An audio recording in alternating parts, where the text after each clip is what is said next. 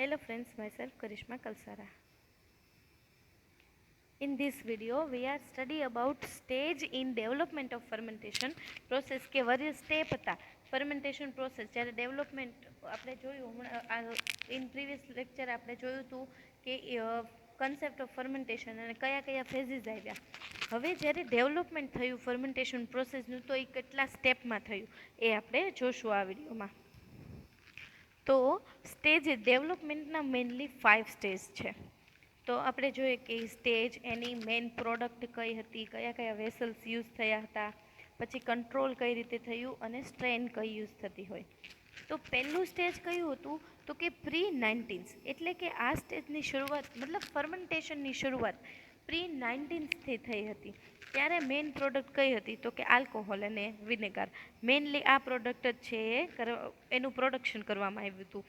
હવે આલ્કોહોલનું પ્રોડક્શન છે એ ક્યાંથી કરાવવામાં આવતું હતું તો કે પ્યોર ઈસ્ટ કલ્ચરથી. અને જે વિનેગર છે એ ઇનોક્યુલેટેડ વિથ વિનેગર માટે બીજા સ્ટ્રેનને કલેક્ટ કરવામાં આવતી ઈસ્ટ સેલ છે કે બેક્ટેરિયલ છે. હવે તો કે આલ્કોહોલ અને વિનેગરનું પ્રોડક્શન છે એ કયા વેસલ્સમાં કરાવવું, કઈ રીતે એનું ફર્મેન્ટેશન કરાવવું. તો આલ્કોહોલ માટે કયું વેસલ યુઝ થતું તો કે wooden up to 1500 barrel capacity એવું વુડન યુઝ કરવામાં આવતું, એટલે કે ફર્મેન્ટર યુઝ કરવામાં આવતું કે જે 1500 બેરલ્સની કેપેસિટી હોય. અને વિનેગર માટે બેરલ્સ, શેલો ટ્રેઝ અને ટ્રિકલ ફિલ્ટર યુઝ કરવામાં આવતા હતા. હવે પ્રોસેસ કંટ્રોલ, આખી પ્રોસેસને કંટ્રોલ કઈ રીતે રાખે તો કે use of thermometer, hydrometer and heat exchanger. અને એની સ્ટ્રેનનું સિલેક્શન માટે આલ્કોહોલ માટે પ્યોર કલ્ચર અને વિનેગર માટે ઇનોક્યુલેટેડ વિથ ગુડ વિનેગર. આ હતું ફર્સ્ટ સ્ટેજ. હવે સેકન્ડ સ્ટેજ ક્યાંથી હતું? આ પ્રી-19 હતું ફર્સ્ટ સ્ટેજ, એટલે કે 19થી પહેલાં. હવે સેકન્ડ સ્ટેજ તો કે 19થી 1940 ત્યારે કઈ કઈ પ્રોડક્ટ બનાવવામાં આવી કે ફર્મેન્ટેશન પ્રોસેસમાં કઈ જાતનું ડેવલપમેન્ટ કરવામાં આવ્યું. તો ત્યારે બનાવવામાં આવતી ફર્મેન્ટેશન થયું હતું baker yeast, glycerol, citric acid, lactic acid and acetone production or acetone fermentation. એટલે કે baker yeast fermentation, glycerol fermentation, citric acid fermentation, lactic acid fermentation અને એસિટોન. એના માટે વેસલ્સ કયા યુઝ થતા તો કે air sparger for baker yeast, steel vessels for acetone and mechanical stirring used in a small vessels. આખી સિસ્ટમને control કઈ રીતે કરતા તો કે પીએચ ઇલેક્ટ્રોડ યુઝ કરતા અને ટેમ્પરેચર કંટ્રોલ અને પ્યોર સ્ટ્રેન્થ છે એ યુઝ કરવામાં આવતી. બ્રેકર યીસ્ટ માટે ઈસ્ટ સ્ટ્રેન, એસિટોન માટે અને લેક્ટિક એસિડ માટે લેક્ટિક એસિડ બેક્ટેરિયા. હવે થર્ડ સ્ટેજ. તો થર્ડ સ્ટેજ 3 કોને કહેવામાં આવે છે તો કે 1940થી પ્રેઝન્ટ સુધી. મેઇન પ્રોડક્ટ એમાં હતી penicillin, streptomycin, gibberellin and amino acid production. Vessels કયા યુઝ થતા તો કે mechanically aerated vessels operated aseptically and true fermenters હતા. કંટ્રોલ તો કે પીએચ અને O2 ઇલેક્ટ્રોડ્સથી use to controlled loops. And સ્ટ્રેન્થમાં કઈ તો કે મ્યુટેશન અને સિલેક્શન પ્રોગ્રામ અસેન્શિયલ. એટલે કે જો પેનિસિલિન તો પેનિસિલિન નોટાટમમાંથી, સ્ટ્રેપ્ટોમાઇસિન છે તો એ સ્ટ્રેપ્ટોમાઇસિસમાંથી, અને ઝિબ્રેલિન છે એ એક પ્લાન્ટ એન્ઝાઇમ છે, અને અમાઇનો એસિડ્સ આ બધાને કઈ રીતે તો કે એવી સ્ટ્રેન જે મ્યુટેશન કરાવેલી હોય અને સિલેક્ટેડ સ્ટ્રેન છે એ યુઝ કરવામાં આવતી.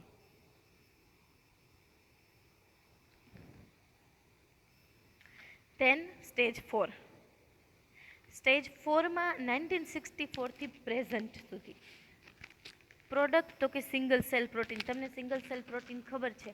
સિંગલ સેલ પ્રોટીન શું છે તો કે એવા સિંગલ સેલ છે, એટલે કે ઓર્ગેનિઝમ્સ પોતે as a single cell work કરશે કે જે વિધાઉટ સેલ વોલ વગર, સેલ વોલ એમાં પ્રેઝન્ટ હશે નહીં. હવે આ સિંગલ સેલ છે એ એઝ અ પ્રોટીન વર્ક કરે છે, એટલે એનિમલ્સ અને હ્યુમન્સ ફૂડ તરીકે આનો યુઝ કરવામાં આવે છે.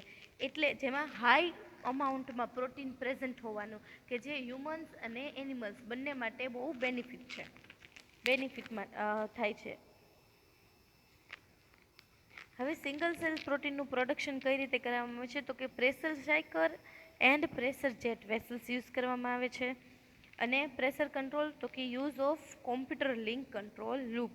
અને સ્ટ્રેન કઈ રીતે તો કે genetic engineering of producer strains.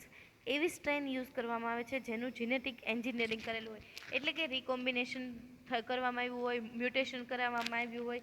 ટૂંકમાં એ સ્ટ્રેનને એવી સ્ટ્રેન પસંદ કરવામાં આવે જે વધારે ને વધારે બાયોમાસ આપતું હોય, જેનાથી વધારે ને વધારે પ્રોડક્શન મળી શકે. અને સ્ટેજ 5 કયું છે તો કે 1979થી પ્રેઝન્ટ સુધીનો ટાઈમ.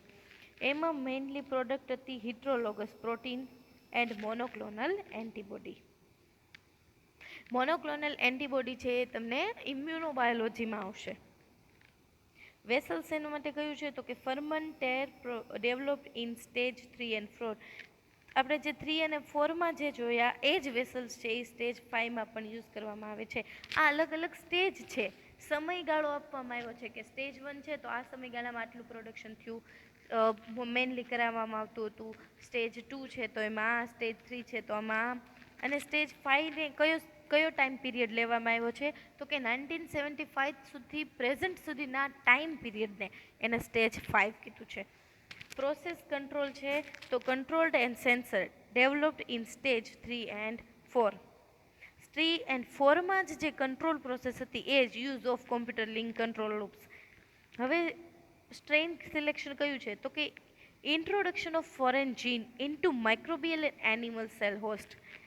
મોનોક્લોનલ એન્ટીબોડી અને હિટ્રોલોગસ પ્રોટીન આપણને મેળવવાનું છે, તો ક્યાંથી કેવી સ્ટ્રેન યુઝ કરશું તો કે એવી સ્ટ્રેન કે જેમાં આપણે ફોરેન જીન એડ કરેલા હોય.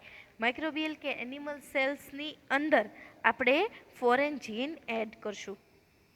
તો આપણે 5 સ્ટેજ જોયા. સ્ટેજ 5 પ્રી-19થી, એટલે ટાઈમ પીરિયડ એનો પ્રી-19 આલ્કોહોલ અને વિનેગાર પ્રોડક્શન કરાવવામાં આવતું હતું. પછી સ્ટેજ 2 હતું, એ કયો ટાઈમ પીરિયડ હતો તો કે 19થી 1940 સુધીનો ટાઈમ પીરિયડ હતો.